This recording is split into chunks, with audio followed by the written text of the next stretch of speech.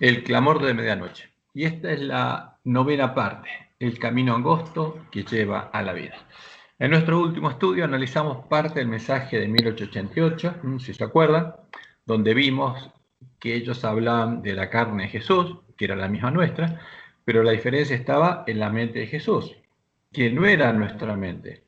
Y ellos decían directamente que nosotros tenemos la mente de Satanás, pero Jesús tenía la mente de Dios.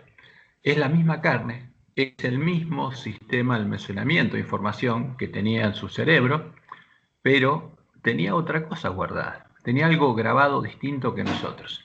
Y esa es la razón por la que él justamente no tenía mancha de pecado, porque el pecado no está en nuestra carne, tenía la misma carne en nosotros, pero tenía la ley de Dios escrita en la mente y el corazón.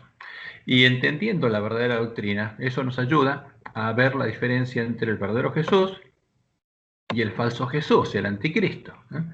El que es el verdadero evangelio y el verdadero camino, y el que es el falso evangelio. Entonces el verdadero Jesús, como lo vimos y lo estudiamos esta semana, es Jehová, es el Dios fuerte, como dice Isaías 9:6, el Padre eterno, es el creador, el único Dios verdadero. Y el falso Jesús es el Dios Hijo de la Trinidad. Y ese es el tema, hay una diferencia entre Jehová y el Dios Hijo de la Trinidad. Son dos cosas distintas. Y justamente, como dijo Jesús, el que va a aparecer antes que caigan las plagas es la abominación desoladora. ¿Y cuál es el Jesús al que adoran Roma el falso profeta? Y es el Dios Hijo de la Trinidad. No es el verdadero. Esa es la puerta ancha. Entonces nosotros tenemos, como decía la profecía ante nosotros, la puerta ancha, y tendríamos que buscar y encontrar la puerta estrecha para entrar por ella al reino de Dios. Ahora, el verdadero Jesús es nuestro hermano en la carne. Vino a salvarnos y venció al pecado en nuestra carne. Y en su carne y sangre es en todo semejante a nosotros. Por eso es importante. Ahora, para separarlo de nosotros y que no veamos el camino y no lo recorramos, Satanás inventó al anticristo. Entonces Jesús, el verdadero, es hijo de Adán según la carne. Es hijo de Abraham según la carne, o sea, tiene la carne de Adán, tiene la carne de Abraham, tiene la carne de David, y nació de mujer y nació bajo la ley. Como todos nosotros. En eso no hay ninguna diferencia de nosotros. En su naturaleza es exactamente igual que nosotros. ¿Por qué? Tiene la misma carne y nació del mismo modo que nosotros. Y nos mostró claramente Dios con esto es que lo que dice Roma es una mentira.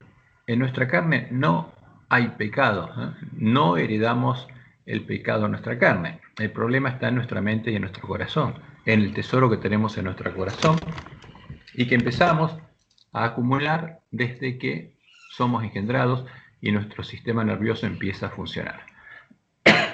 Ahora, el falso Jesús es el anticristo, el que no vino en nuestra carne. Y como dice 1 Juan 4:1-3, si no vino en nuestra carne, el que predica esa doctrina no es de Dios. ¿Y esa es la doctrina de quién?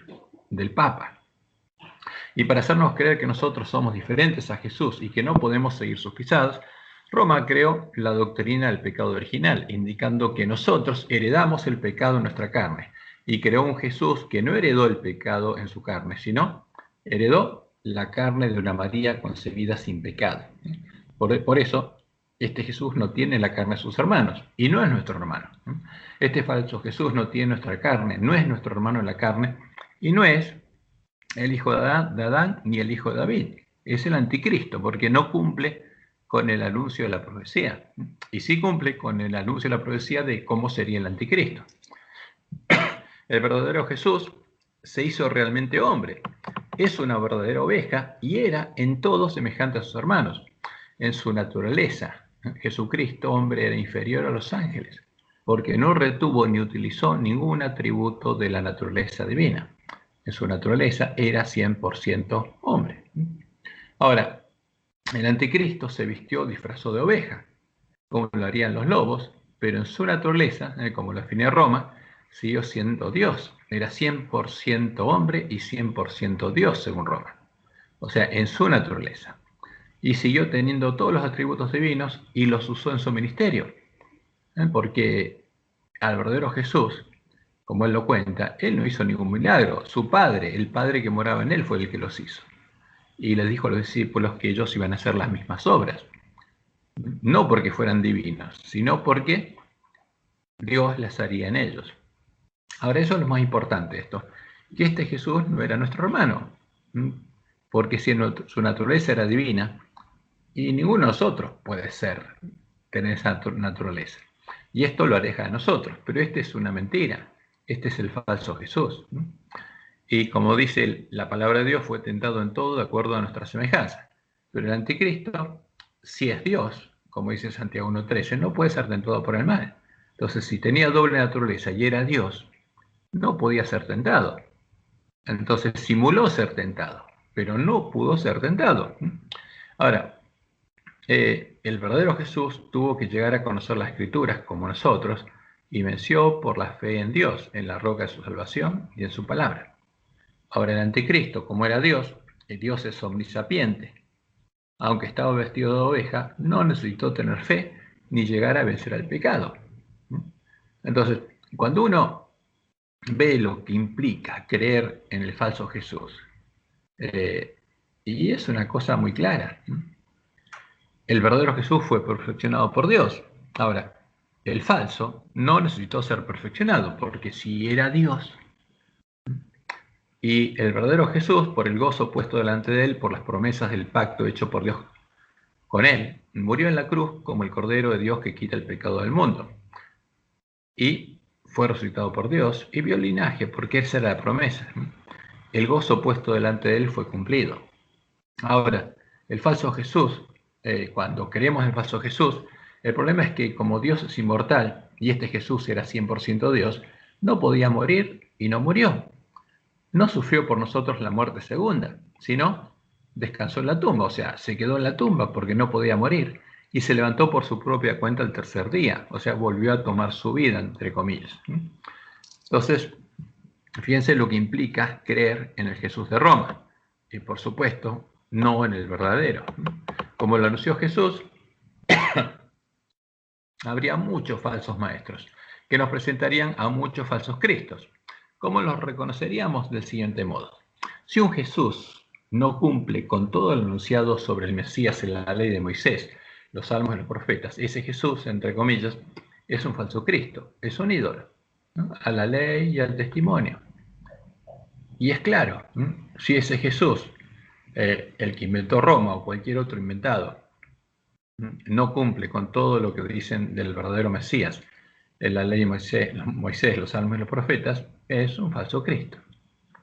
Y si un maestro presenta ante nosotros a un Jesús que se parece mucho al Jesús verdadero, porque esa es la obra de los lobos, pero conserva varias o una sola de las características del falso Jesús definido por Roma, a uno solo de los atributos de la abominación desoladora, es otra abominación, es otro ídolo. Porque si no cumple con todo lo que dice la palabra de Dios, no es Jesús. Por eso nosotros, para tener puestos los ojos en Jesús, tenemos que entender cuál es el verdadero. Porque si miramos al ídolo, no vamos a poder recorrer el camino. Como lo anunciaban las Escrituras, el verdadero Jesús es hijo de Adán, de Abraham y de David, según la carne. Heredó la misma carne y sangre que todos sus hermanos, la carne de todos los hijos de Adán, y tiene nuestra misma naturaleza humana. Es nuestro hermano de la carne y venció al pecado en nuestra carne.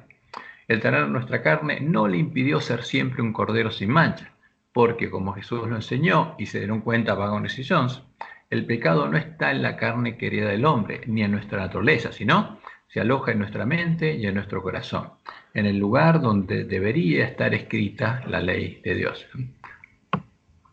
Entonces, como le ocurrió a Lucifer cuando creó la maldad y corrompió su mente, el problema nuestro está en el tesoro, en nuestro corazón. Y ahí hay escrito algo, que no es la ley de Dios, como dice Jesús en Mateo 12:35.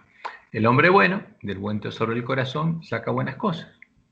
Y el hombre malo, del mal tesoro, saca malas cosas. Y es por esa causa que el hombre malo tiene la misma carne y sangre que Jesús. Es hermano de Jesús en la carne, pero no tiene la mente de Jesús. Tiene escrita la ley del pecado en la mente del corazón, la ley que Satanás tiene escrita en su mente y en su corazón. Es decir, tiene la mente de Satanás, como decían Vagones y Jones. ¿Nosotros qué tenemos en nuestra mente? Si tuviéramos escrita la ley de Dios, seríamos hijos de Dios.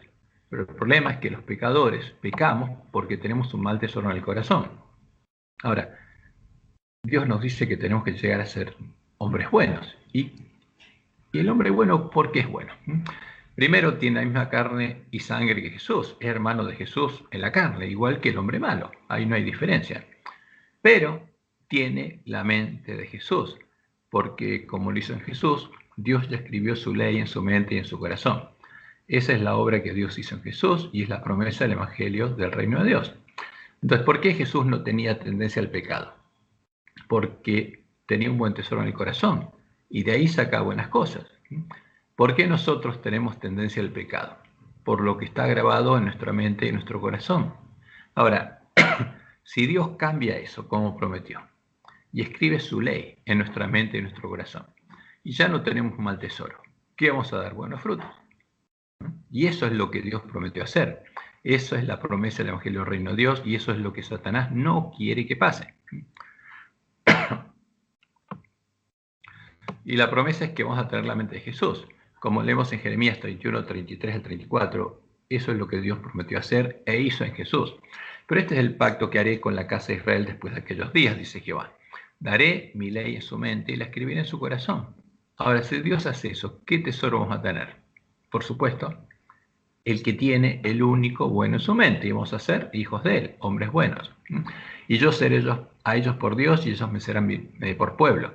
Y no enseñará más ninguno a su prójimo ni ninguno a su hermano diciendo, conoce a Jehová, porque todos me conocerán. Todos conocerán a quién, a Jehová, desde el más pequeño de ellos hasta el más grande, dice Jehová, porque perdonaré la maldad de ellos y no me acordaré más de su pecado. Ahora, esto, como Dios lo define en su palabra, esta es la verdadera naturaleza del pecado. Se aloja en nuestra mente y en nuestro corazón, no en nuestra carne, no en nuestros genes, porque nosotros no heredamos el pecado de nuestros padres.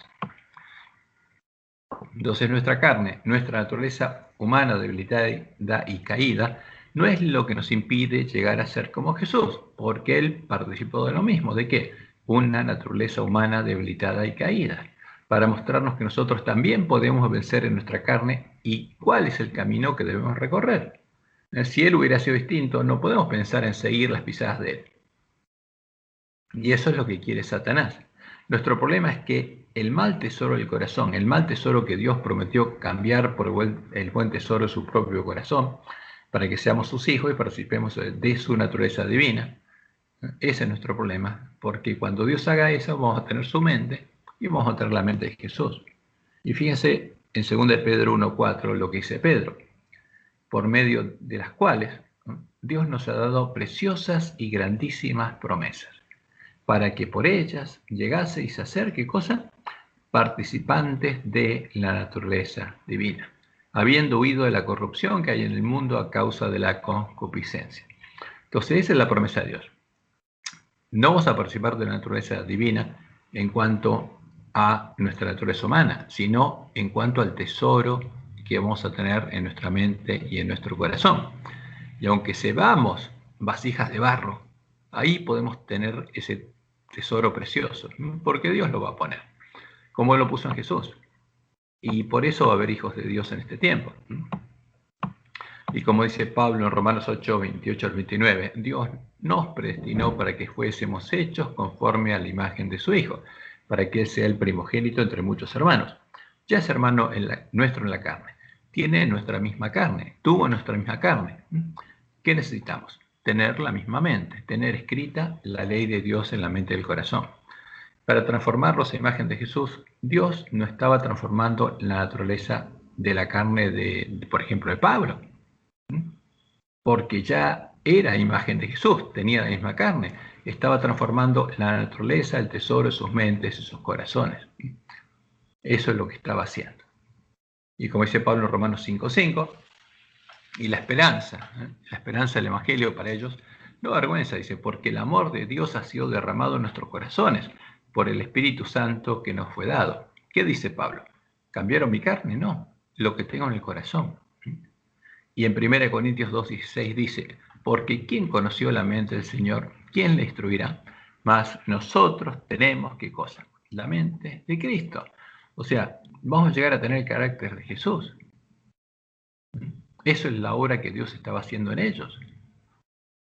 Y en 1 Juan 3:14, Juan dice, nosotros sabemos que hemos pasado de muerte a vida, ¿en qué?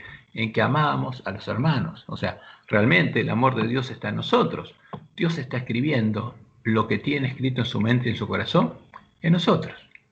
Y el que no ama a su hermano permanece en muerte. O sea, ellos sabían que habían pasado de muerte a vida, que tenían vida ¿en qué? Porque Dios estaba haciendo una obra. Como dice Pablo en Romanos 5:5, estaba derramando su amor en el corazón de ellos. Y ahora ellos amaban a los hermanos y sabían que Dios los había cambiado. La promesa de Dios es que, aunque se hubiera perdido el conocimiento de la verdad a causa de la obra del hombre pecado, cuando Jesús venga a buscarnos para ir con él a la batalla, en medio de su pueblo habrá árboles buenos, hermanos de Jesús, que ya tendrán fruto bueno. Mateo 7:18 al 20. No puede el buen árbol dar malos frutos, ni el árbol malo dar frutos buenos. Todo árbol que no da buen fruto es cortado y echado en el fuego. Así que por sus frutos los conoceréis. Entonces, ¿qué va a pasar? ¿Va a quedar algún árbol en la iglesia adventista? Sí. ¿Quién? Los árboles buenos. ¿Por qué? ¿Cómo los va a reconocer Jesús? Porque tienen fruto bueno. ¿Y qué significa eso? Que ya tienen un buen tesoro en el corazón, que Dios los cambió. Esa es la promesa de Dios. Y eso es lo que necesita el hombre. Porque el problema no está en su carne. Porque puede haber árboles buenos con nuestra propia carne. Eso es el Evangelio. Y eso es lo importante que tenemos que entender. Ahora, ¿qué necesitamos? Un corazón nuevo y un espíritu nuevo. ¿Cómo llega a estar la ley del pecado o la maldad escrita en nuestras mentes y en nuestros corazones? La heredamos de nuestros padres, pero no en nuestra carne, ni en nuestros genes. Va siendo escrita en nuestra mente y en nuestro corazón, en nuestro contacto diario con ellos. Cuando estamos en el vientre de nuestra madre y nuestro sistema nervioso se empieza a desarrollar, empieza a ser escrito en nuestras mentes y en nuestros corazones lo que ellos tienen en sus mentes y en sus corazones. Nuestras neuronas fueron diseñadas por Dios para captar los sentimientos y las emociones de ellos y empiezan a registrarlas en nuestro cerebro, porque hay algunas neuronas que se llaman o las llaman neuronas espejos, que tienen la capacidad de captar las emociones, aunque no tengamos una mente racional todavía, y registrarlas, y de ese modo se va definiendo la estructura psicológica de los niños, de los bebés. Luego, cuando nacemos, ellos nos siguen educando con sus enseñanzas y con su ejemplo, con su testimonio, y nosotros seguimos aprendiendo de ellos. ¿Qué nos pueden dar nuestros padres humanos? Solo nos pueden dar lo que ellos tienen. Por eso Dios nos dice que los honremos. ¿Por qué? Porque son nuestros padres y nosotros debemos honrarlos, aunque nos hayan dado un mal tesoro, como hacen todos los padres. Y por ahí uno piensa que el tesoro que le dieron no es tan bueno como otro. Todos somos malos, todos son malos. Y lo que nosotros tenemos que aprender es a honrar a nuestros padres, porque sin ellos no existiríamos. Y gracias a ellos existimos y tenemos la posibilidad de ser salvos. Ahora, pero ellos nos dieron lo que tienen. No podían darnos otra cosa. Nos dieron parte del tesoro de sus mentes y sus corazones. ¿Y qué pasa con lo que es escrito en nuestra mente y en nuestro corazón? No puede ser borrado. ¿Podemos cambiarlo? No. Por eso Jesús nos dice que cuidemos las avenidas del alma, porque lo que entra, ahí queda. ¿Qué pasa cuando llegamos a ser adultos? Seguimos aprendiendo y construyendo sobre los cimientos que heredamos de nuestros padres, sobre la estructura psicológica que heredamos. Y por supuesto que ellos a su vez heredaron. Para llegar a tener una mente nueva y un corazón nuevo, deberíamos nacer de nuevo. Y para llegar a tener un buen tesoro en esa mente nueva y en ese corazón nuevo, nuestros padres deberían tener un buen tesoro en sus mentes y en sus corazones. O sea, porque si nacemos de nuevo nuestros padres, volvemos a lo mismo. Tendremos que nacer de una persona que fuera buena. ¿Y quién es el único bueno? Es Dios. Porque entre los hijos de Adán y Eva, hombre bueno no hay, ni hubo nunca uno. Por esa causa, Dios prometió hacernos nacer de nuevo de Él, para que tengamos un corazón nuevo y una mente o un espíritu nuevos, y escribir Él en ellos el buen tesoro de su mente y su corazón. Entonces, como Jesús le dijo a Nicodemo, está registrado en Juan 3, 3 al 10. Respondió Jesús y le dijo, de cierto te digo que el que no naciere de nuevo no puede ver el reino de Dios.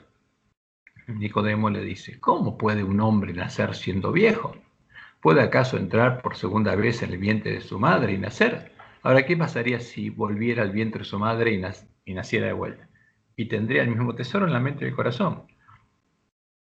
Respondió Jesús, de cierto te digo, que el que no naciere del agua y del espíritu. Ahora, ¿de quién va a nacer? Del espíritu. Tiene que ser hijo de Dios. No puede entrar en el reino de Dios. O sea, el que nace de Dios es el que entra al reino de Dios. O sea, al entrar al reino de Dios, nacemos de nuevo. Lo que es nacido de la carne, carne es. Y lo que es nacido del espíritu, porque Dios es espíritu, espíritu es. No te maravilles de que te dije, sea, es necesario nacer de nuevo. El viento sopla donde quiere y oyes su sonido, mas ni sabes de dónde viene y a dónde va. ¿Por qué? No vemos al viento, pero vemos su efecto. Así es todo aquel que es nacido del Espíritu. O sea, no vemos al Espíritu, pero ¿qué vemos? Vemos el cambio. Respondió Nicodemo y le dijo, ¿cómo puede hacerse esto? Y eso estaba anunciado en la profecía, porque es el Evangelio del Reino de Dios. Entonces Jesús le dijo, ¿eres tú maestro de Israel y no sabes esto? ¿No conoces el Evangelio? ¿Y qué dice la profecía? Jeremías y Ezequiel son los lugares donde claramente Dios lo anunció. Ezequiel 36, 25 al 27 dice, esparciré sobre vosotros agua limpia y seréis limpiados de todas vuestras inmundicias. Ahora, nosotros no podemos limpiarnos, pero Dios sí. Y de todos vuestros ídolos os limpiaré. Os daré corazón nuevo y pondré espíritu nuevo dentro de vosotros. O sea, les voy a dar un corazón y un espíritu, una mente nueva. Y ahí voy a escribir mi ley. Y quitaré de vuestra carne el corazón de piedra, y os daré un corazón de carne. Y pondré dentro de vosotros mi espíritu, mi presencia. Yo voy a estar dentro de ustedes. Y dentro de ustedes voy a hacer que anden mis estatutos y guarden mis preceptos y los pongan por obra. Yo voy a hacer esa obra. Y en Jeremías 31, 33 al 34 lo explica de este modo. Daré mi ley en su mente y la escribiré en su corazón. ¿Qué voy a hacer? En la mente y el corazón donde tiene el mal tesoro voy a poner mi ley. Y yo seré hechos por Dios y ellos me serán por pueblo. ¿Y qué va a pasar? Todos conocerían a Dios, porque tendría su ley escrita en la mente y el corazón. Ese sería el pueblo que conoce a su Dios. Ese era el pueblo de la iglesia primitiva. Y como le explica Pedro, Dios pudo empezar a cumplir estas promesas cuando, con la sangre de un cordero sin mancha ni contaminación, nos rescató de la esclavitud del pecado, de nuestra vana manera de vivir. Y 2 Pedro 1, 17 al 21. Y si invocáis por Padre a aquel que sin acepción de personas juzga según la obra de cada uno, conducíos en temor todo el tiempo de vuestra peregrinación, sabiendo que fuiste rescatado de vuestra vana manera de vivir. ¿Y qué dice Pedro? La cual recibisteis ¿de quién? De vuestros padres. La heredamos. No con cosas corruptibles como oro o plata, sino con la sangre preciosa de Cristo, como de un cordero sin mancha y sin contaminación, ya destinado desde antes de la fundación del mundo, pero manifestado en los postreros tiempos por amor de vosotros, y mediante el cual creéis en Dios, quien le resucitó de los muertos y le ha dado gloria, para que vuestra fe y esperanza sean en Dios, para que vuestra fe y esperanza sean en la misma persona en la que confiaba Jesús, en su Padre. Y esto es lo importante, por eso es importante que entendamos el verdadero Evangelio. Y vamos a enfocarnos ahora, porque nuestros ojos tienen que estar puestos en Jesús, en el Cordero de Dios. ¿Cómo pudo llegar a existir un cordero adulto, un hombre adulto, sin mancha ni contaminación en nuestro mundo? Eso es lo más asombroso. Y llegó a existir porque, como lo había anunciado en la profecía, Primero, Dios mismo se hizo hombre, tomando la carne de David, engendrando al Mesías como su hijo, como su renuevo humano, un hombre que era libre de la esclavitud del pecado. Y eso es esencial, porque todos los hombres eran esclavos del pecado y tenían en su mente un mal tesoro. Ahora, la única forma en que podríamos ser rescatados es que hubiera un cordero sin mancha. Y el que había estado perdonando a los hombres es el que prometió hacerse hombre. Y este es el nuevo Adán, porque era libre de la esclavitud del pecado. No era un hombre esclavo, sino era libre, pero que tenía la naturaleza de Adán. Tenía la naturaleza humana corrompida y degradada por 4000 años de pecado, en la cual no había belleza ni hermosura, sino nuestras enfermedades y dolores como Dios lo había anunciado. Entonces, vino sin pecado en su mente, en su corazón, pero no tenía la carne de Adán, tenía nuestra carne, porque vino a rescatarnos a nosotros y para mostrarnos que en nuestra carne nosotros también podemos vencer. Y como Dios le prometió a David, y está en 2 Samuel 7, 12 al 14, y cuando tus días sean cumplidos y duermas con tus padres, yo levantaré después de ti a uno de tu linaje, el cual procederá de tus entrañas, va a tener tu carne. Va a ser hijo del adúltero que mató a su amigo y se quedó con su mujer. Y que Dios perdonó. Ahora, ¿qué pasó? ¿Sus hijos, los hijos de David, heredaron el pecado de David? No. El de Adán tampoco. Y afirmaré su reino. Él edificará casa a mi nombre, y yo afirmaré para siempre el trono de su reino. Yo le seré el padre, y él me será a mi hijo. Y como dice Salmos 2, 6 y 7, pero yo he puesto mi rey sobre Sión, mi santo monte, yo publicaré el decreto. Jehová me ha dicho, mi hijo eres tú, yo te engendré hoy. Entonces Jehová lo engendraría al hijo de David. Y como dice Isaías 52, 3, 2 al 4, subirá cual renuevo delante de él, porque es el renuevo de Jehová, y como raíz de tierra seca. No hay parecer en él ni hermosura. Ahora, ¿tenía Jesús la naturaleza de Adán antes de la caída? No, no, tenía nuestra naturaleza. Le veremos, mas sin atractivo para que le deseemos. ¿Por qué? Porque, como dice la profecía, veríamos al Dios nuestro, pero ¿cómo? Como un hombre común, sin atractivo. No es como lo pintan, que buscan una figura hermosa, etc. No, era un hombre común, sin atractivo. No sería feo, pero tampoco hermoso, porque eso es lo que dice la profecía. No hay parecer en él, no tendría buen parecer, ni hermosura. No tendría atractivo. Ese es el verdadero Jesús. Porque a él lo desearían no por su físico, sino por su carácter. Ciertamente llevó él nuestras enfermedades. O sea, ¿el cuerpo de él era perfecto? No, se enfermaba, sí, y sufrió nuestros dolores. Y eso es importante porque era igual a nosotros.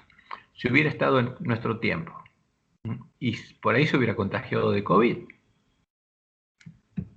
Por eso es importante que entendamos cuál era el verdadero Jesús. Como lo había anunciado, desde que lo engendró en el vientre de su madre, Dios mismo moraba en Jesús. Y él empezó a escribir el buen tesoro de su corazón en la mente y el corazón de Jesús.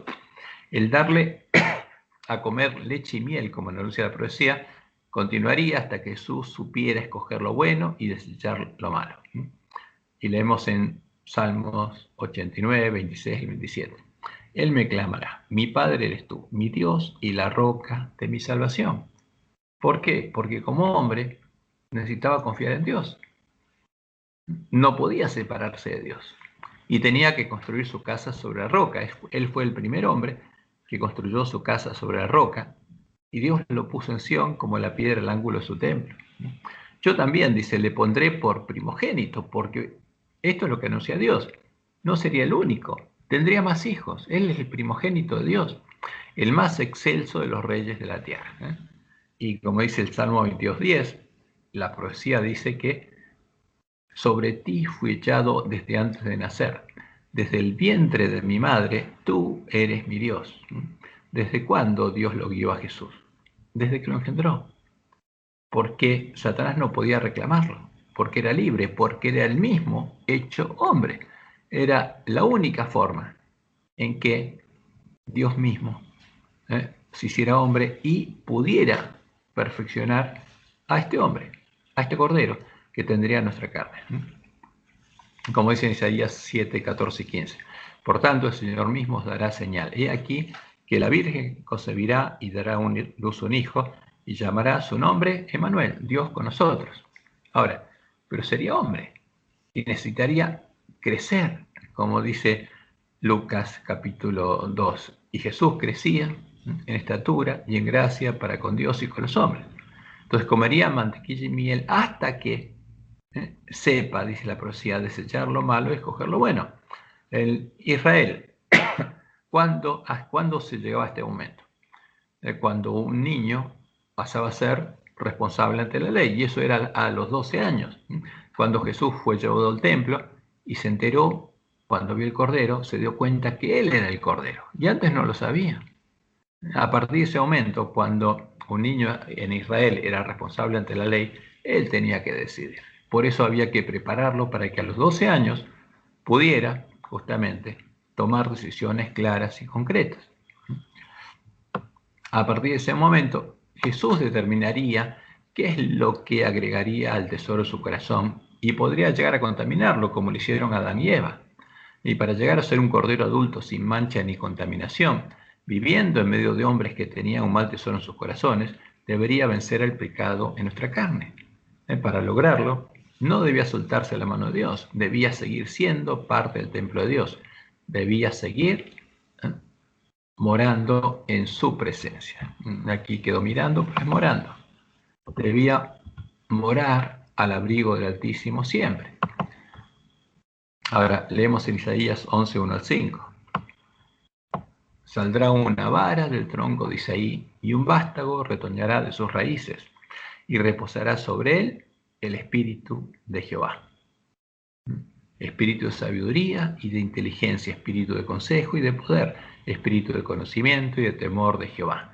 ¿Y por qué conocería a Jehová? Porque Jehová escribirá su ley en su mente y en su corazón, y le hará entender diligente en el temor de Jehová. No juzgará según la vista de sus ojos, ni arguirá por lo que oigan sus oídos, sino que juzgará con justicia a los pobres, y arguirá con equidad por los mansos de la tierra, y herirá la tierra con la vara de su boca, y con el espíritu de sus labios matará al impío. ¿Por qué? Porque este bebé que nacería es Jehová. Por eso la vara sale de su boca, la espada de dos filos sale de su boca, y con el espíritu de sus labios matará al impío. Y será la justicia cinto sus lomos y la fidelidad ceñidor de su cintura.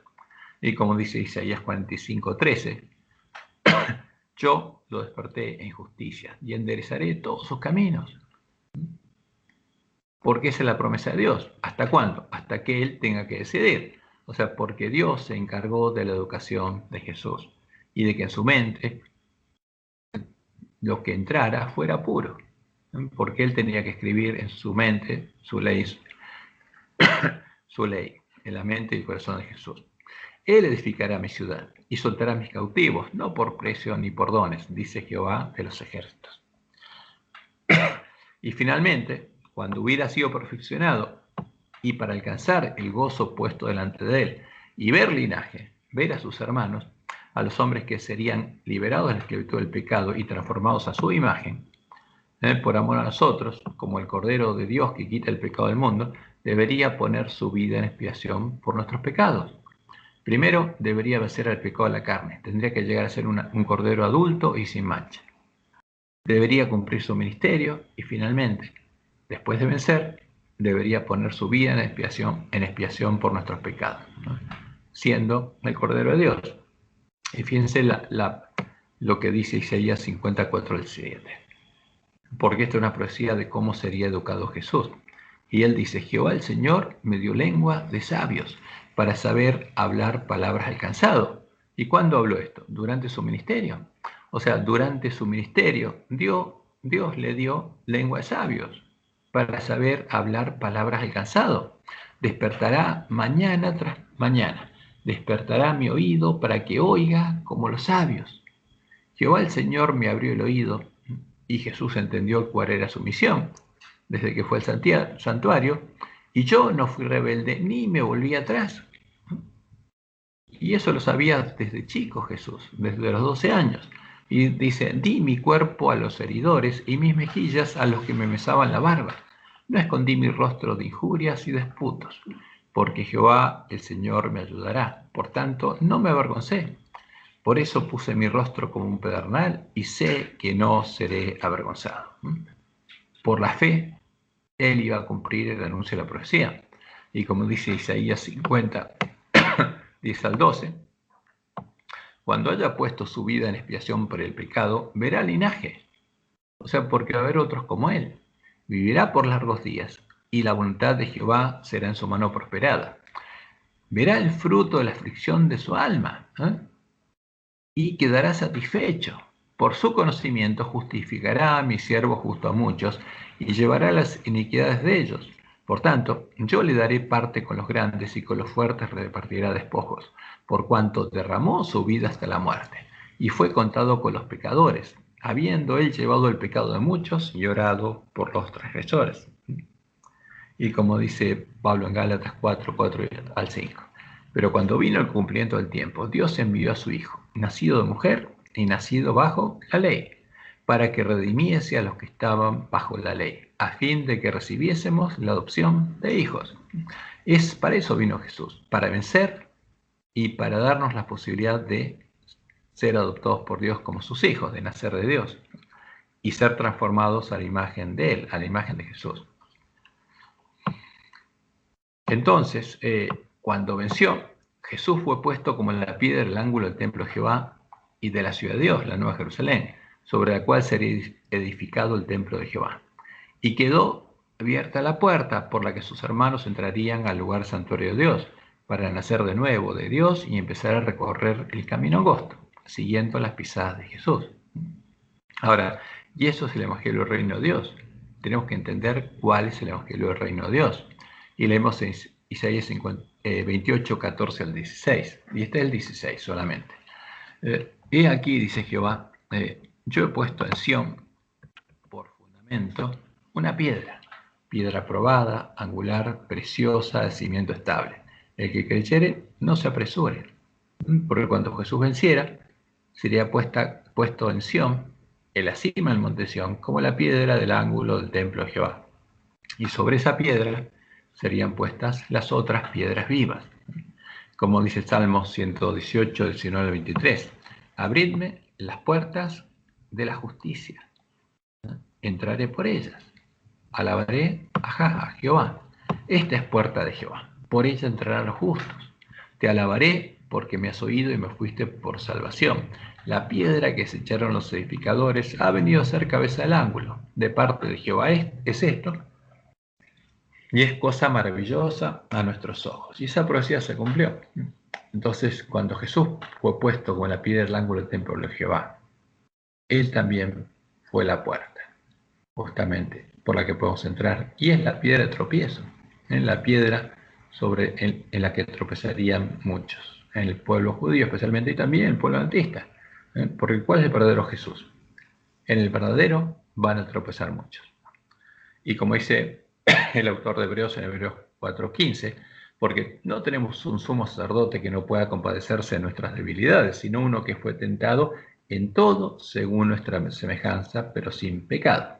Ahora, ¿qué significa ese en todo? Cuando entendemos que Jesús tenía nuestra naturaleza y nuestras debilidades y nuestras necesidades, entendemos que fue tentado en todo respecto a lo que Satanás pudo tentarlo. Pero Jesús no tenía un mal tesoro en el corazón, entonces no fue tentado a sacar malas cosas en el corazón. Fue tentado en todo, según nuestra semejanza, como dice el autor de Hebreos, en Hebreos 2, respecto a todo lo que Satanás puede tentar en nuestra carne y sangre. Eso sí lo hizo Satanás. Y leemos en Hebreos 5, del 7 al 10.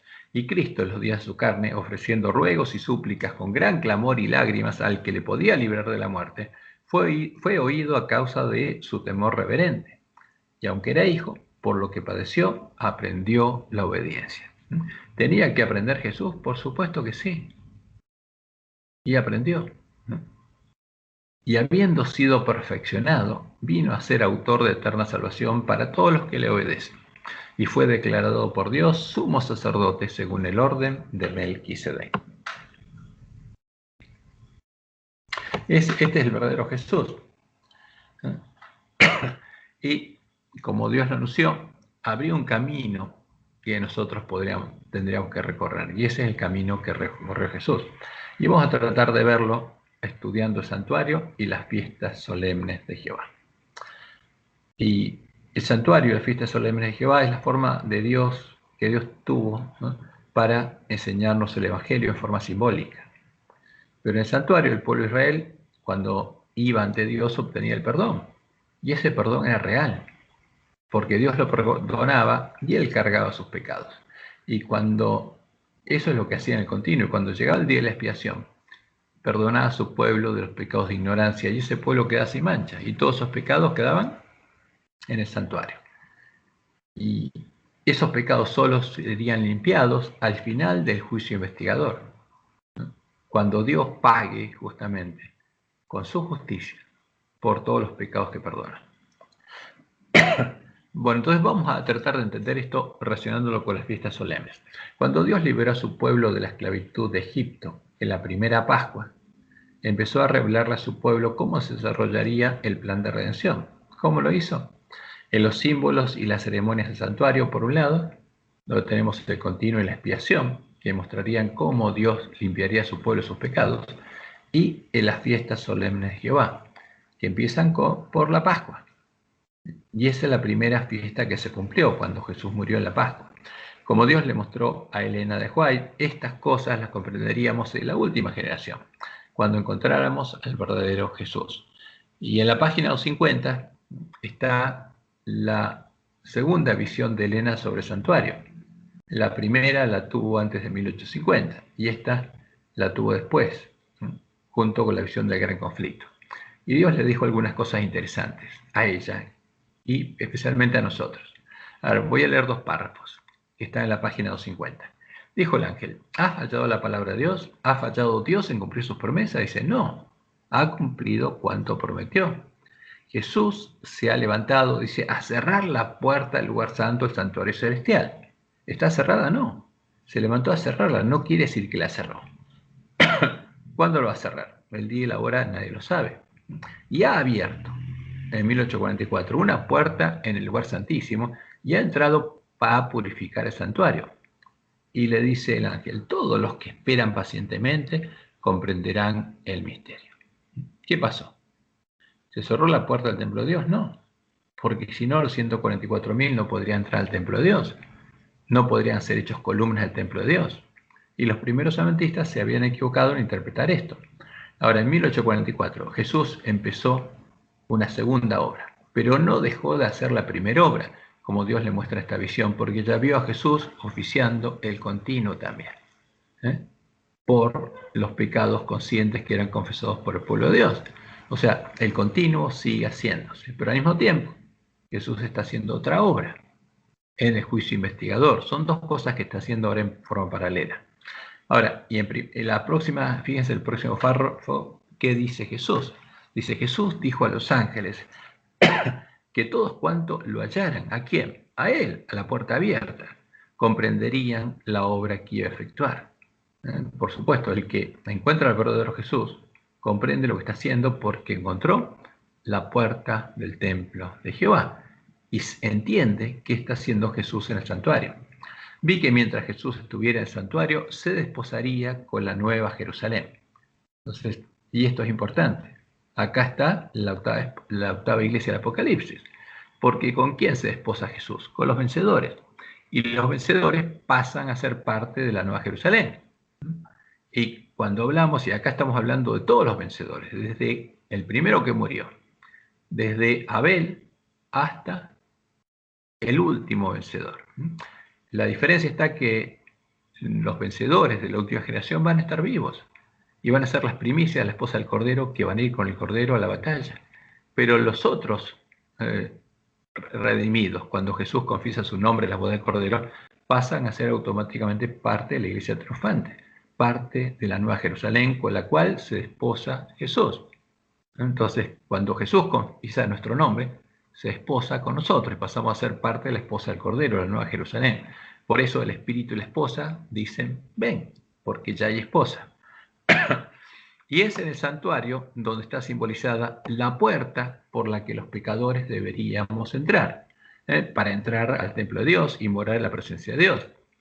Y ahí también está representado el camino que los pecadores deberíamos recorrer, el camino de santidad, hasta llegar a ser vencedores y, como panes sin levadura y ungidos con aceite, habiendo sido transformados a imagen de Jesús, ser puestos en la mesa de los panes de la proposición de Dios, símbolo de la iglesia triunfante, la esposa del Cordero, la nueva Jerusalén. Por eso Dios le dijo al polentista que tenía que entender el santuario, porque es el Evangelio.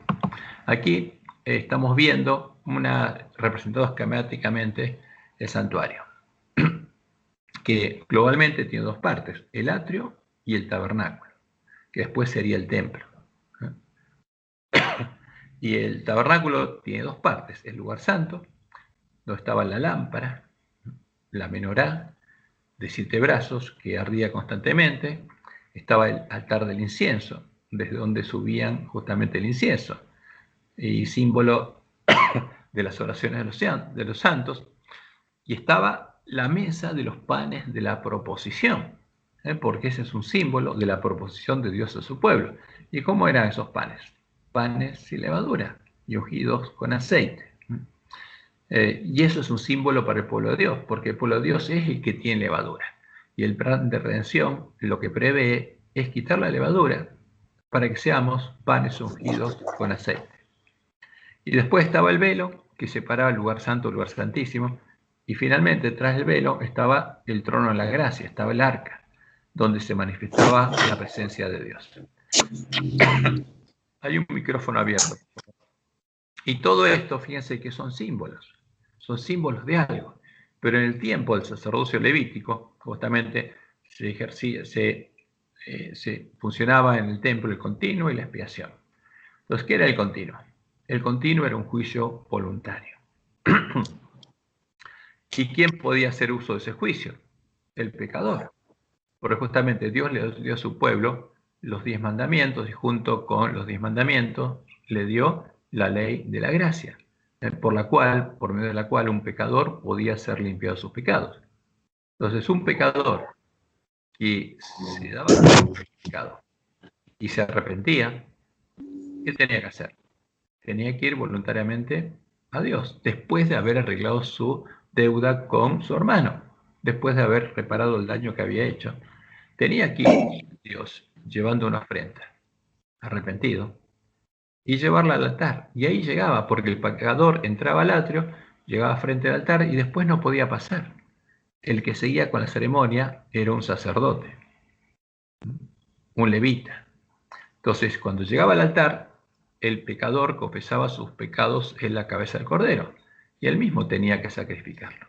Y el sacerdote tomaba la sangre y antes de entrar al templo o al lugar santo, el tabernáculo del desierto, tenía que lavarse la fuente que había para que se lavara y tenía que ponerse vestiduras blancas y limpias de lino y podía entrar por la puerta a oficiar el continuo.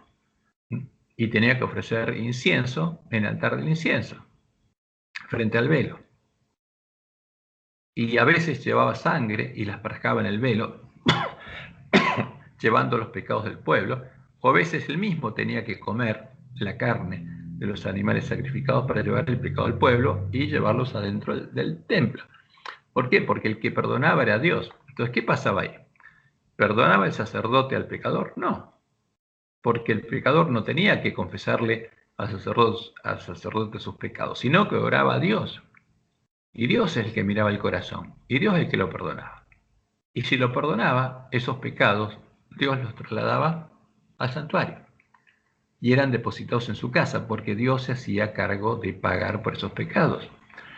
Y entonces, cuando llegaba el año en el año levítico, el mes 7, el día primero, se tocaba en Israel las trompetas para que el pueblo supiera que estaba por llegar el día de la expiación, porque el día 9 a la puesta de sol era quitado el continuo, porque ahí se acababa la posibilidad de un pecador de ir al templo y ser perdonados sus pecados conscientes.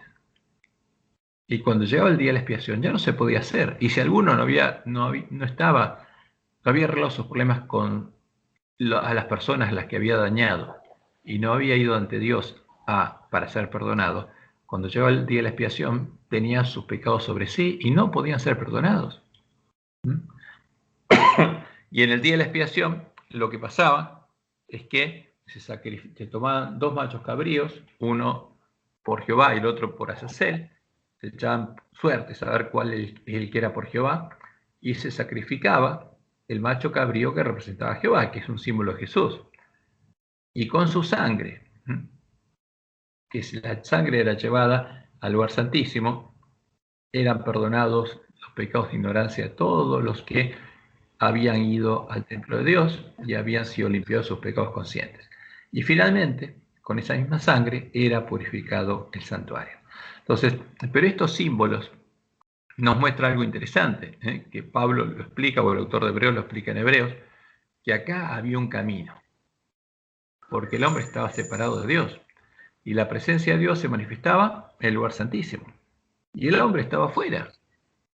Entonces, el atrio era donde llegaban los pecadores, pero no podía entrar ni al lugar santo ni al lugar santísimo, pero había una fuente para que alguien se lavara, y había una lámpara que era un símbolo, y había un altar de incienso, y estaba la proporción de Dios dentro del templo.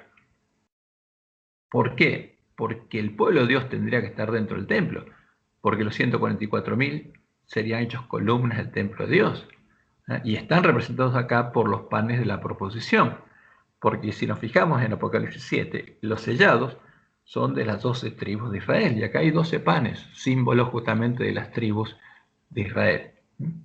Entonces, porque la proposición de Dios es transformar a los hombres pecadores de panes con levadura en panes sin levadura. Entonces, aquí hay un camino, y ese camino es el que tendríamos que entender. Ahora, ¿dónde nació Jesús? ¿En el atrio? ¿Fuera de justamente de la casa de Dios? No. El atrio representa el lugar donde estamos los pecadores. Pero Jesús nunca estuvo fuera del templo de Dios. Es más, siempre su Padre moró en él. Por eso él decía, destruyan este templo y en 3 días lo reedificaré. ¿Pero dónde murió? Fuera del templo. Él, que nació en la presencia de Dios y el trono de Dios estaba en él, que era parte del lugar santísimo, no del lugar santo, del lugar santísimo, porque Dios mismo estaba morando en él. ¿Qué pasó? Cuando murió en la cruz, que es el antitipo del altar. Y cuando salió de la presencia de Dios, es cuando Dios lo dejó, porque él cargó en él los pecados. Y él dijo, Padre mío, ¿por qué me has dejado? ¿Por qué me has desamparado? Como dice el Salmo. Entonces, eso es lo importante. Ahí, cuando él justamente muere en el antitipo del altar, muere fuera del templo, porque dejó de ser el templo de Dios, porque al cargar nuestros pecados, Dios no pudo morar más ahí y se retiró. Y él murió en el lugar donde tenemos que morir nosotros. Ahora, ¿para qué hizo eso? Para que nosotros podamos vivir en el lugar donde él vivía. Porque si él toma mi lugar, es para que yo tome el lugar de él. Ese es el Evangelio. Y para que nosotros podamos entrar al templo de Dios. Y todo lo que está ahí es un símbolo de lo que Dios haría con su pueblo. Es el Evangelio del reino de Dios en símbolos. Vamos a entender un poquito más esto. Entonces, fíjense, esto es importante. Antes que se empezaran a cumplir la profecía del santuario y las fiestas solemnes de Jehová, en la Pascua del año 31, los pecadores antes del año 31 solo podían entrar al atrio y llegar hasta el altar de sacrificio, trayendo su ofrenda justamente hasta ese lugar y confesar sus pecados en la víctima inocente. Pero cuando muriera el Cordero de Dios y se cumpliera la profecía de todos los sacrificios realizados en el altar de sacrificio, esta profecía dejaría de estar en pie. ¿Por qué? Porque el sacrificio se cumplió. Y todo lo simbólico sería reemplazado por lo simbolizado, por las cosas celestiales mismas, como dice el autor de Hebreos.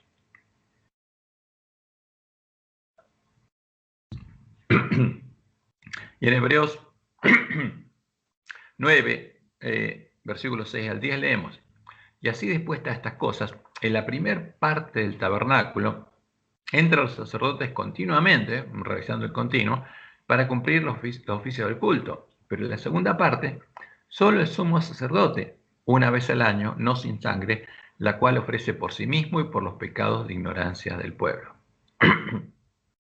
Dando el Espíritu Santo a entender con esto que aún no se había manifestado, ¿qué cosa? El camino al lugar santísimo. ¿Por qué el camino al lugar santísimo? Porque los hombres no podían entrar. Ahora, pero el que llega al lugar santísimo llega a la presencia de Dios. Entonces acá tendría que haber un camino que permitiera que los hombres estuvieran en la presencia de Dios. ¿Sí? ¿Pasó algo en el audio?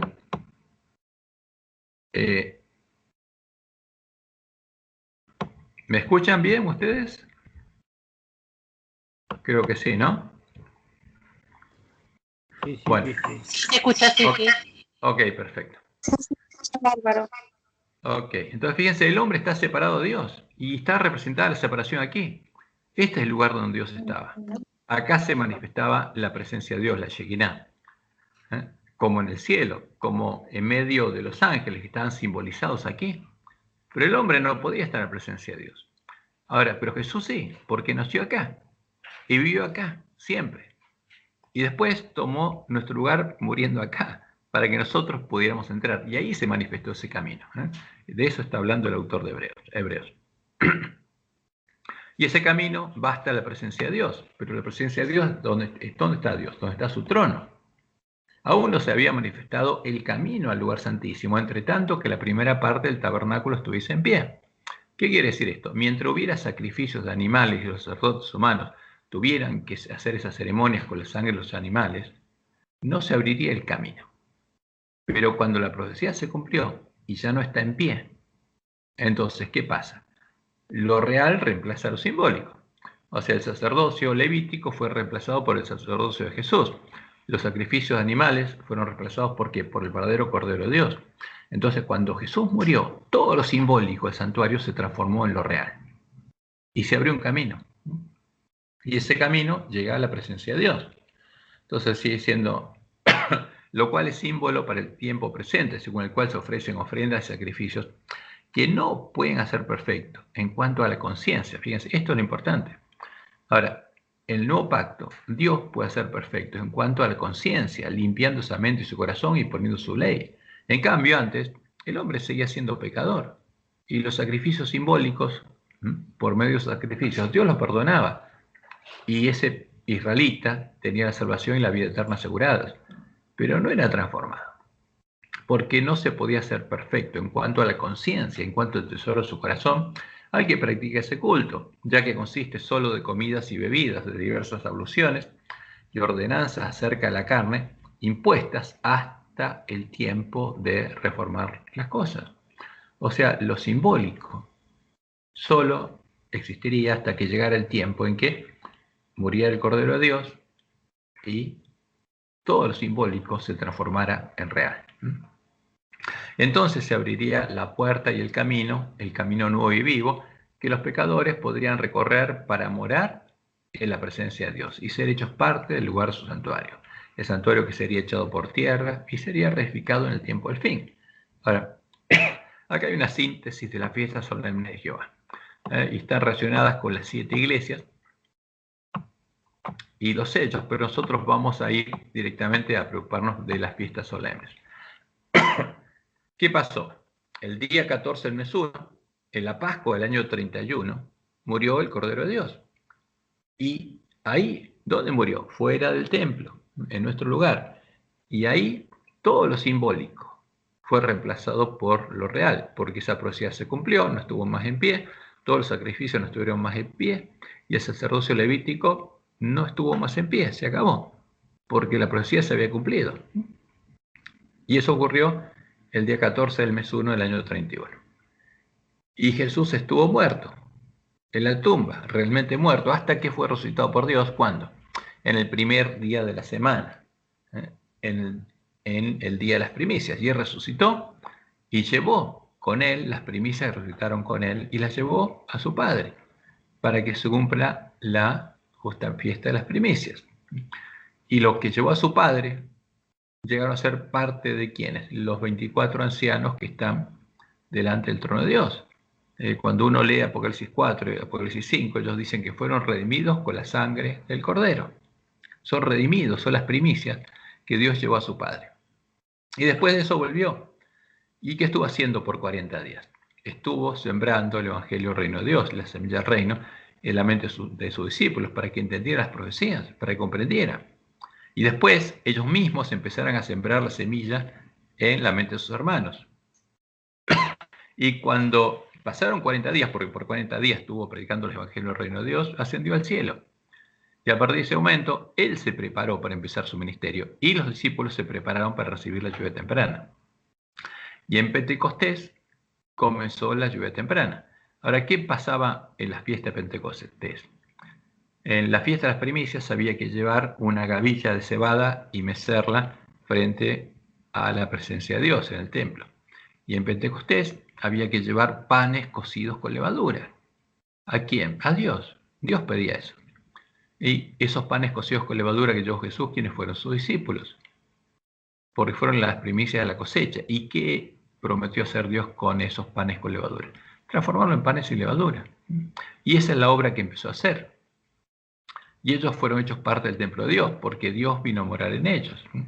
Ellos eran parte del templo del Espíritu Santo de la promesa. Y a partir de ese momento, cada vez que ellos predicaban el Evangelio y alguien creía en el Evangelio, recibía la lluvia temprana, porque se sembraba la verdadera semilla. Y eso continuó así por 1260 años, porque Dios sostuvo a su iglesia en el desierto, hasta fin del siglo XIII, hasta que el lugar santuario de Dios y la verdad fueron echados por tierra, y se perdió el conocimiento de la verdad. Y a partir de ese momento, el pueblo de Dios estuvo sin semilla y sin lluvia. El periodo de Sardis, Jesús le dice al pueblo que está en Sardis, que tiene hombre que vive, pero está muerto. ¿Dónde estaba? En medio de la iglesia de Roma. ¿Y por qué estaba muerto? Porque no conoce la verdad, no se sembró la semilla del reino en su corazón, sino la semilla de la cizaña. Jezabel siembra la semilla de la cizaña, al anticristo, al falso Jesús. Ahora, ¿qué pasó cuando llegó el tiempo de Filadelfia? Un grupo de hijos de Dios empezó a salir de Babilonia. Y Dios levantó la iglesia de Reforma, la iglesia que tiene que buscar y encontrar la puerta abierta para poder entrar de nuevo al lugar santuario de Dios, para que los lugares asolados sean reedificados. Ahora, pero eso no ocurriría, como Jesús lo dijo, durante el periodo de Filadelfia, porque las vírgenes, que serían las últimas vírgenes de Filadelfia, el remanente de Filadelfia, se dormirían y llegarían a estar en la condición del ángel de la Odisea. Ahora, pero serían despertadas. Y cuando fueran despertadas, se produciría el verdadero reavivamiento, como dice Elena de White en Conflicto de los Siglos, página 517. Antes que los juicios de Dios caigan, finalmente, sobre la tierra, antes que empiece el tiempo de angustia, habrá entre el pueblo del Señor, entre el pueblo adventista, un avivamiento de la piedad primitiva, cual no se ha visto nunca desde los tiempos apostólicos. ¿Por qué? Se va a volver a sembrar la semilla del reino. Y entonces Dios va a volver a derramar su espíritu. El espíritu y el poder de Dios serán derramados sobre sus hijos. Y se recuperaría ¿qué cosa? El conocimiento de la verdad y empezaría de vuelta a la siembra. Ahora, lo primero que ocurre cuando alguien se da cuenta es que tiene que despertar a sus hermanos. Y eso ocurre en el día 1, el mes 7, porque es el día que suena la trompeta. Y ese es el tipo del clamor de medianoche. Porque es el sonido de la trompeta al comienzo del mes séptimo que despierta al pueblo de Dios, indicándole que está por llegar el día de la expiación y que está en el día de su prueba y sellamiento. Y cuando ese pueblo escuchara el verdadero evangelio, porque ya tendría el verdadero, justamente el pueblo de Dios, el evangelio eterno, y empezaría a predicar el mensaje del primer ángel y sembraría la semilla del reino. El que creyera volvería a recibir la lluvia temprana y se volvería a ver semilla y lluvia. Y empezarían a crecer los hijos de Dios hasta que en el día 9 del mes 7 se ha quitado el continuo. Ahora no sabemos exactamente cuál es la fecha, porque va a llegar el día y la hora que no sabemos. Pero sabemos, como dijo Jesús, que como lo que pasó en el arca va a pasar, se va a cerrar la puerta a las vírgenes insensatas. Y este es el tiempo, cuando van a crecer juntos el trigo y la cizaña. Pero cuando llega el día 9, el mes 7, a la puesta de sol, y es quitado el continuo, llega el día de la expiación. Y ahí en el día de la expiación Jesús va a confesar el nombre de los vencedores en las bodas. Por eso son las bodas del Cordero. Y cuando llega el día del juicio de la última generación del pueblo adventista, Jesús va a confesar solamente el nombre de los vencedores. El resto de los nombres de los adventistas no va a pasar por las bodas, solo pasa el nombre de la esposa del Cordero. Y una vez que termina el día de la expiación, Jesús termina de confesar el nombre de los vencedores de su pueblo, en la fiesta solemne de Jehová llega el día 11. Pero hasta el día 15, fíjense, la fiesta de bodas del Cordero es la fiesta de los tabernáculos, empieza el día 15. Y desde el día 10 al día 15 hay 4 días intermedios que los primeros adventistas no se habían dado cuenta. Cuando ellos predicaron lo que creían que era el clamor de medianoche, simplemente se habían dado cuenta que en ese tiempo, en 1844, el día de la expiación caía el 22 de octubre justamente de ese año, 1844. Pero aunque hubiera llegado el día de la expiación en ese tiempo, Jesús no iba a venir ahí, porque Jesús viene a buscar a su esposa el día 15 del mes 7. Ahí se produce la segunda venida y ahí empieza la fiesta de bodas. Entonces, ¿por qué hay 4 días en el medio? Porque como Dios lo anunció, hay que predicar el fuerte pregón al pueblo que está en Babilonia, porque va a ser tiempo de misericordia. Eso es lo que Dios anunció que iba a pasar por medio de todos sus profetas. Entonces, cuando llega el día 11, el mes 7, ahí suena trompeta y llega el día de Jehová y es el tiempo del fuerte pregón. Y ahí Dios va a derramar la lluvia tardía sobre los sellados de su pueblo y la lluvia temprana sobre el pueblo que sale de Babilonia, empieza a recorrer el mismo camino que recorrió su pueblo. Hasta que en el día 14, el mes 7, a la mitad del día, llega el fin. Y Dios le permite a Satanás venir. Y eso nos indica que llegó el día de la ira de Dios, el de las 7 últimas plagas. Y al final de ese periodo, que va a ser acortado, vamos a ver la señal del Hijo del Hombre. Y esa señal nos indica que ya está, viene Jesús porque empezó el día 15 del mes 7, el día de su segunda venida. Y ese día viene la primera resurrección y ahí todos somos arrebatados con él, como claramente lo explicó, se lo mostró Elena White, y empieza la fiesta de bodas del Cordero, que dura 7 días. ¿Cómo hacer esa fiesta? Dios nos lo explicó. De otro modo que con la fiesta de los tabernáculos. Y cuando uno lee lo que pasa en la fiesta de los tabernáculos, entiende en parte cómo hacer esa fiesta de bodas. Y al octavo día es cuando todo Jesús con su esposa llegan al cielo. Y hay una solemne convocación, como él lo anunció en las fiestas solemnes de Jehová. Bueno, pero fíjense que todo lo que Dios anunció se cumplió como él lo había anunciado. Y eso se dieron cuenta los primeros adventistas. Jesús murió en la Pascua, resucitó en primicias, estuvo 40 días con los discípulos, sembró la semilla del reino, ascendió al cielo 40 días después, y exactamente en Pentecostés llevó a su Padre a los primeros panes con levadura, para que Dios empezara a transformarlos en los panes de la proposición que está en el santuario. Y finalmente los pusiera en la mesa de los panes de la proposición, porque ese es el símbolo de la esposa del Cordero. Entonces vamos a ir adelante porque, fíjense, nosotros tenemos el privilegio de la última generación, que en nuestro tiempo, como en la primera generación se cumplieron las primeras fiestas solemnes con nosotros, como dijo Jesús, no va a pasar esta generación hasta que todo esto acontezca.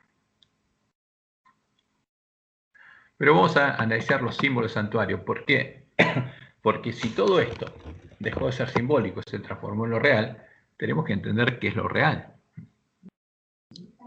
¿Qué? Si alguno tiene alguna pregunta sobre este tema, por favor, abra el micrófono y pregunte. O si quiere, lo pregunta al final. Y vamos a ver cómo andamos de tiempo, porque veo que pasó el tiempo y vamos a ver hasta dónde avanzamos para no pasarnos mucho el tiempo y puedan mantener la atención. Y si es necesario, lo terminaremos otro día. Entonces, ¿Qué simboliza todo esto? El tabernáculo es un símbolo del reino de Dios, de la casa de Dios, del lugar santuario de Dios, que sería extendido sobre los hombres. Y este es el lugar donde Jesús nació y vivió, pero no es el lugar donde murió. El atrio es un símbolo de este mundo, el lugar donde viven y están destinados a morir los pecadores. Es el tipo de lugar en el que, tomando nuestro lugar alejado de Dios, Jesús murió.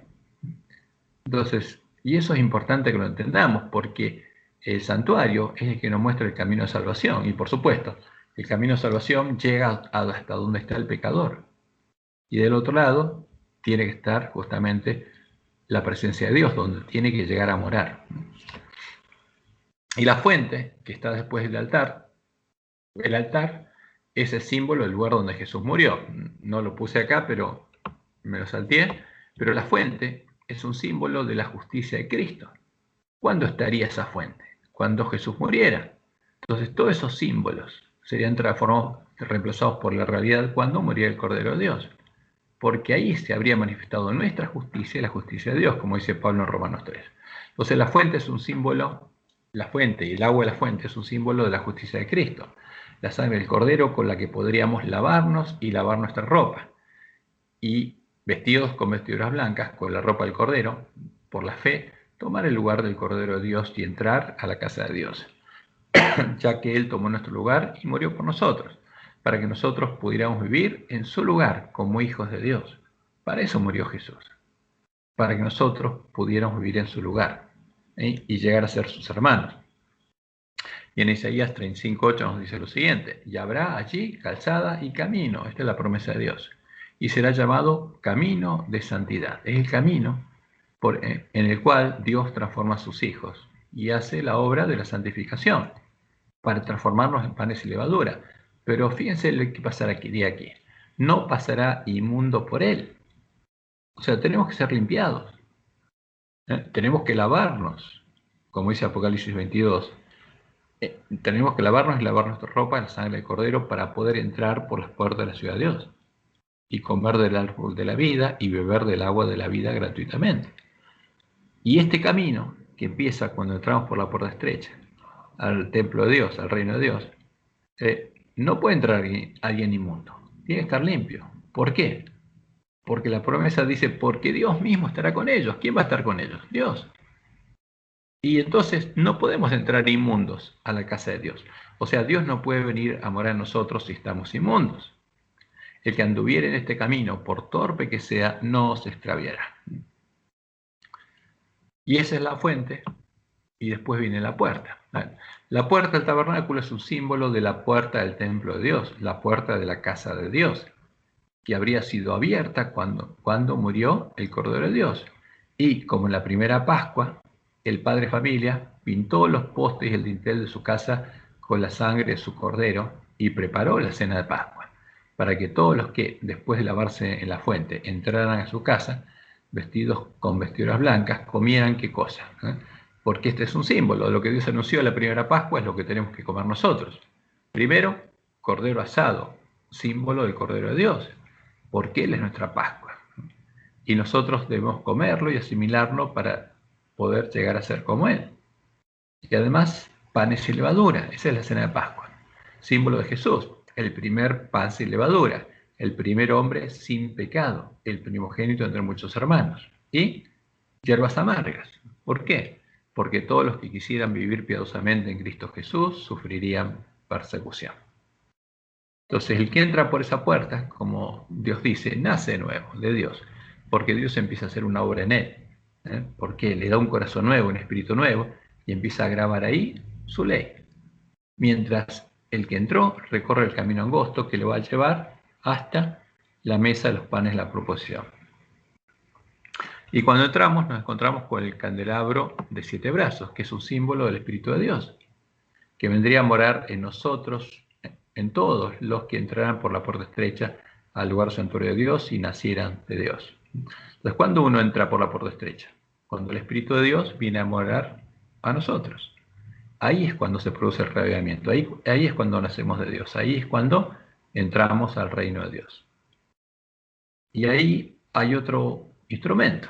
Porque fíjense, cuando el que entra al lugar santuario de Dios y nace de Dios, el Espíritu de Dios va a estar en él siempre, en todo el camino.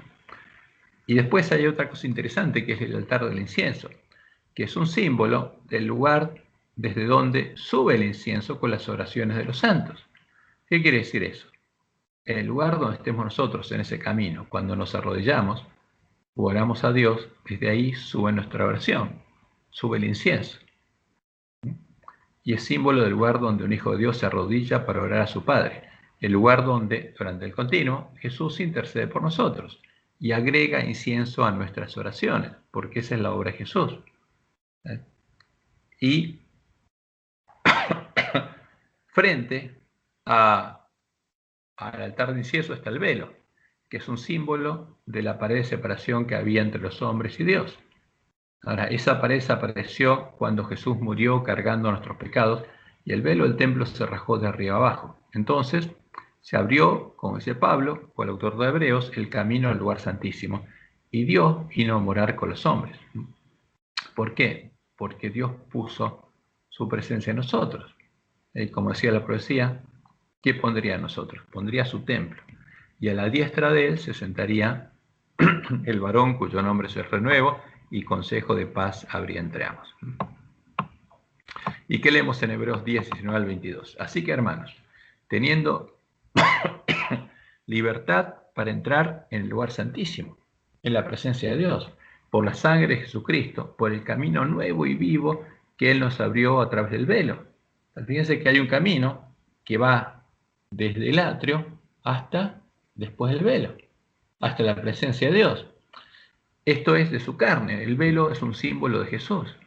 Y teniendo un gran sacerdote sobre la casa de Dios, acerquémonos con corazón sincero, en plena certidumbre de fe, purificados los corazones de mala conciencia. ¿Qué quiere decir esto? Y lavados los cuerpos con agua pura. O sea, el cuerpo es lavado en la fuente. Y uno entra. ¿Y qué empieza a hacer Dios? A purificar los corazones de mala conciencia. Y el lugar santísimo es un símbolo de la morada de Dios, donde Él tiene su trono. Cuando llegara el tiempo del nuevo pacto y Dios viniera a morar en su templo, como dice la profecía, todo sería santísimo. ¿Por qué? Porque donde está el trono de Dios es santísimo. Y cuando se acabara la separación entre el lugar santo y el lugar santísimo, y ese velo se rasgara, todo sería santísimo, porque la presencia de Dios estaría en todo el templo, ¿no? Porque Él estaría ¿con quién? Con el que entra, con el que se arrodilla y con el que va caminando hasta ser hecho parte de la ciudad de Dios y expuesto en la mesa de los panes de la proposición. Y es un símbolo, justamente el lugar santísimo, no solamente del santuario de Dios con los hombres, sino del santuario del cielo. Es un símbolo del santuario a donde en el día de la expiación se llevaría a cabo el juicio investigador. Porque ese juicio investigador se lleva a cabo en el cielo, como muestra Daniel 7, donde fueron puestos tronos y millones de millones asisten a ese juicio. Ahora, ¿pero qué decía la profecía de Ezequiel 43:13, hablando del templo del nuevo pacto? Esta es la ley de la casa. Sobre la cumbre del monte, la cima del monte Sión, donde Dios pondría la piedra del ángulo de su templo y Jesús edificaría el templo de Jehová, el recinto entero, todo en derredor, será santísimo. Esta es la ley de la casa, del nuevo pacto. Toda sería santísima. ¿Por qué? No habría separación. Porque Dios, fíjense, vendría a morar con su pueblo. Y en Pentecostés fue establecido el reino de Dios y empezó la intercesión de Jesús. ¿Y qué hizo Dios? Vino a morar con su pueblo. ¿Dónde intercede Jesús? Donde alguien se arrodilla, porque ahí está el altar de incienso. Él intercede por nosotros ahí. ¿Y qué está ahí? El trono de Dios, porque el continuo se lleva a cabo en ese trono. Ese es el trono de la gracia. Porque Dios pondría su morada en nosotros. Por eso la iglesia primitiva era el templo de Dios. Y al asesinar a todos los miembros del templo de Dios, Satanás logró echarlo por tierra. Entonces, ¿qué pasó? Vamos a ver un poquito lo que pasó. Los discípulos, ¿dónde estaban? En el atrio. Y Jesús sembró la semilla en el corazón y la siembra en nuestros corazones, que nosotros vivimos acá, en el mundo. Entonces, sembrada la semilla del reino de Dios en nuestros corazones, vemos la puerta estrecha. y el camino angosto que lleva a la vida lo entendemos, y ahora tenemos que recorrerlo. Entonces seguimos, ¿no? Y tenemos que entrar por la puerta, tenemos que lavarnos, tenemos que entrar. Y por la fe en el Cordero de Dios somos bautizados con agua para perdón de nuestros pecados y somos vestidos con la piel del Cordero de Dios para que tomemos su lugar. Ahora, esto es lo que pasaba cuando se predicaba el verdadero evangelio. ¿Qué pasa con un adventista del séptimo día? Fuimos bautizados con agua, pero nos falta la otra parte. Nos falta entender el verdadero, justamente, evangelio para poder ser limpiados en la fuente. Porque el ángel de Odisea, hasta que no entiende la verdad, se encuentra en una condición terrible, es desventurado, miserable, pobre, ciego, está desnudo. No fue justificado, no fue vestido con el manto de la justicia de Cristo, porque tiene que entender qué está pasando.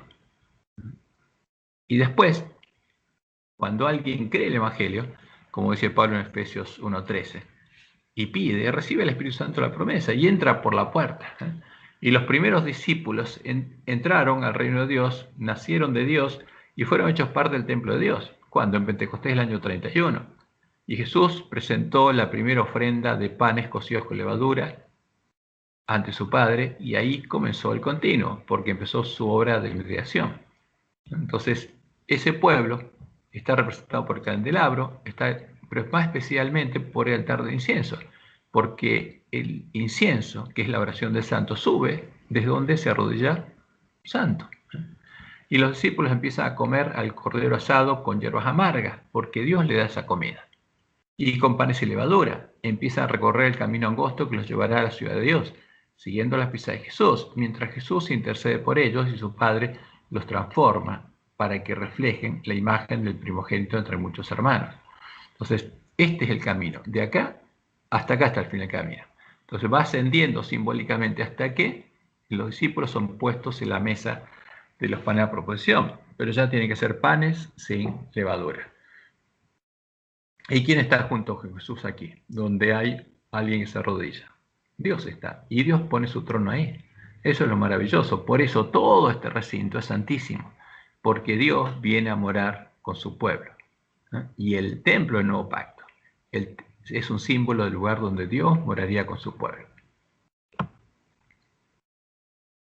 Y el arca es algo interesante, porque el arca del pacto es un símbolo del trono de Dios, el trono de la gracia, que Jehová pondría en su nuevo templo, en nosotros, el templo que edificaría su siervo el renuevo, y en el que se sentaría a su diestra Jesús, nuestro sacerdote, para llevar adelante el continuo y el consejo de paz, como él anunció en Zacarías 6, 12 y 13.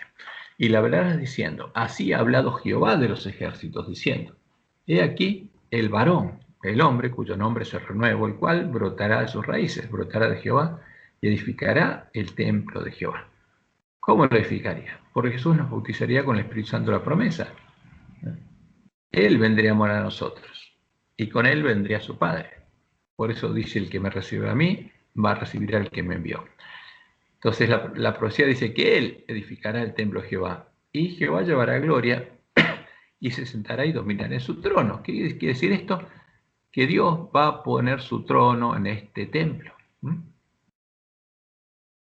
Y donde está el trono de Dios es un lugar santísimo. Por eso la profecía dice que todo el templo del nuevo pacto es santísimo, porque Dios va a poner su trono en nosotros. Y habrá sacerdote a su lado, y consejo de paz habrá entre ambos. Eso es lo que sucede en el templo del nuevo pacto. Y como dice el autor de Hebreos, y Moisés a la verdad fue fiel en toda la casa de Dios, como siervo, para testimonio de lo que se iba a decir, porque era un símbolo. Ahora, pero Jesús, ¿dónde oficia como sacerdote? Pero Cristo como hijo sobre su casa, sobre la casa de Dios, la cual casa somos nosotros. Eso es lo hermoso del nuevo pacto. Cuando viene el Espíritu Santo, la promesa a nosotros, somos hecho parte del templo de Dios. Cuando Jehová viene a morar a nosotros y su siervo nuevo se sienta a su diestra.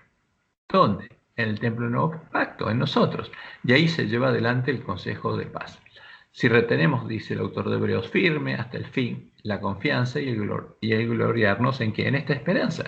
Ahora, si nuestras lámparas no se apagan.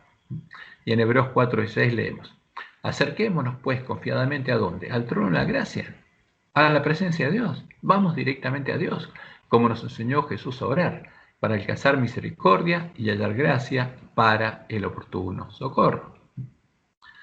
Y los elementos que estaban dentro del arca, al interior del arca del pacto, son un símbolo también de la obra que Dios haría cuando pusiera su trono en nosotros y de nuestro interior corrieran ríos de agua viva, como dijo Jesús.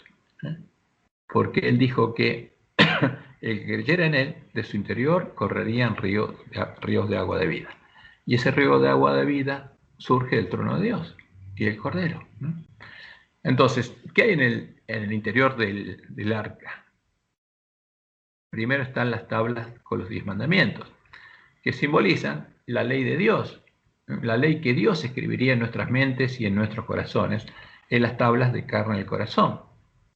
Como leemos en 2 Corintios 3:3, dice Pablo, siendo manifiesto que sois cartas de Cristo, expedidas por nosotros, escritas no con tinta, sino con el Espíritu del Dios vivo, no en tablas de piedra, sino en tablas de carne del corazón, porque ya estaba la ley de Dios en tablas de piedra, ahora tendría que estar escrita en el corazón del pueblo de Dios.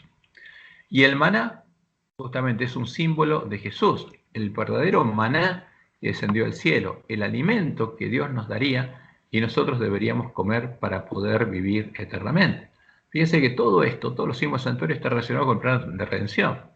En el cielo no hay un arca con estos elementos, porque son un símbolo de lo que Dios haría con su pueblo. Y como leemos en Juan 6, 57 al 58, como me envió el Padre viviente, y yo vivo por el Padre. Asimismo, dice Jesús, el que me come, ¿cómo? El que come a Jesús, él también vivirá por mí. Este es el pan que descendió del cielo, dice. Ahora, este es el verdadero maná. El maná es un símbolo mío. Es no como vuestros padres que comieron el maná y murieron. El que come de este pan, de este maná, vivirá justamente eternamente. Por eso, todos estos elementos que están dentro del arca son un símbolo que Dios haría con nosotros en el nuevo pacto.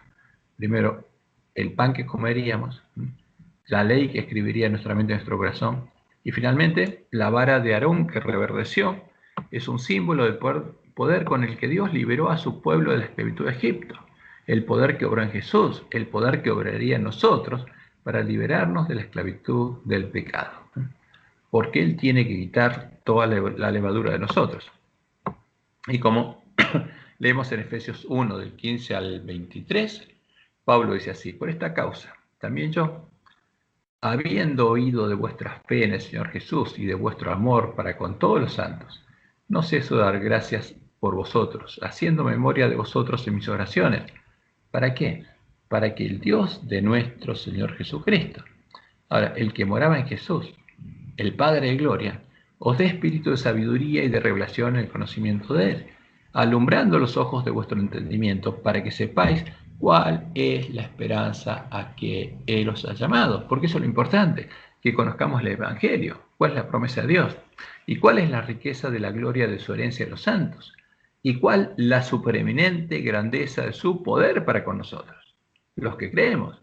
Y esta está simbolizada en la vara de Aarón, según la operación del poder, dice de Pablo, de su fuerza, la cual operó en Cristo. Fíjense, el mismo poder que obraba en los cristianos, en los que creían el Evangelio y nacían de Dios, en los apóstoles y todos los cristianos, es el mismo poder que operó en Jesús. ¿Por qué? Porque Jesús es el primogénito entre muchos hermanos, el primer hombre que pudo vencer. ¿Por qué? Por la fe en Dios y porque él conocía la palabra de Dios.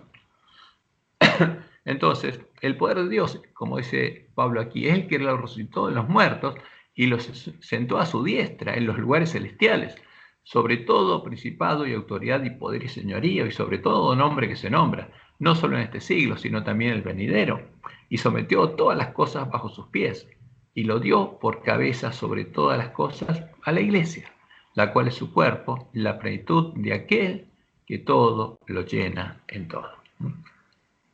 Y esto es lo hermoso del Evangelio. Entonces, todos estos símbolos que están en el santuario son un símbolo de la obra que Dios haría con nosotros, del Evangelio del reino de Dios. Y bueno, es prudente que paremos aquí. Fíjense, me faltan 5 páginas. Hay algo más que yo les había prometido. Gerardo me dijo que tenía que mostrarles.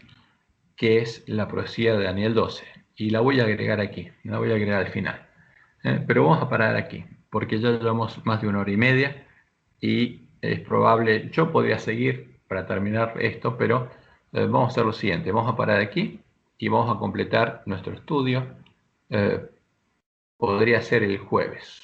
Si les parece bien, lo podemos completar el jueves o el miércoles, pero mejor el jueves. Vamos a dejarlo para el jueves. Entonces el jueves vamos a completar este estudio y voy a agregar a este estudio la profecía de Daniel 12 sobre lo que ocurre en el día de la batalla. Que ese tema me recordó Gerardo que les había prometido que lo analizaríamos. Entonces vamos a parar aquí y si tiene alguna pregunta, ahora voy a detener la grabación.